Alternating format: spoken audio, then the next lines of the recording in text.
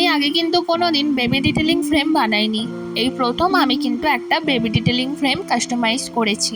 এই ফ্রেমটা যেহেতু ছিল একটা বেবি বয়ের জন্য, তাই কিন্তু বলা হয়েছিল যে বেসের কালারটা অবশ্যই কিন্তু হালকা স্কাই বা ব্লু এর ওপরে রাখতে হবে। দিদিভাইয়ের বাজেট ছিল অনেকটাই কম, আর দিদিভাই বলছিল আমি একটু বড় ফ্রেম চাই, তার মধ্যে কিন্তু আমি কাস্টমাইজ করব। আর দিদিভাইয়ের এই সাইজের ফ্রেমটাই কিন্তু পছন্দ হয়েছিল। আর যেহেতু বাজেটের মধ্যে দিদিভাইয়ের হচ্ছিল না, তাই দিদিভাই কিন্তু আমাকে বলেছিল যে তুমি লেখাগুলো নর্মাল লেখাই করো, গোল্ডেন লেখা করতে হবে না। গোল্ডেন লেখাগুলো যেহেতু মেটালিক স্টিকার, তাই ওইগুলোর ক্ষেত্রে কিন্তু প্রাইসটা একটু বেশিই থাকে। দিদিভাই আমাকে বলেছিল যে তুমি শুধু ফটো দিয়ে আর এই লেখাগুলো দিয়ে পুরোটা কাস্টমাইজ করে দাও, আর এর থেকে বেশি কিছু করতে হবে না। তো সবকিছুর তো একটা সৌন্দর্য থাকে, শুধুমাত্র লেখা আর নেম দিয়ে করলে কিন্তু জিনিসটা একদমই ভালো লাগতো না। তাই আমি নিজে থেকে কিছু স্টোনস, ফ্লাওয়ার, কিছু পার্ল, গোল্ড ফ্লেক্স অ্যাড করে দিয়েছি, যাতে দেখতে কিন্তু একটু বেশি সুন্দর লাগে।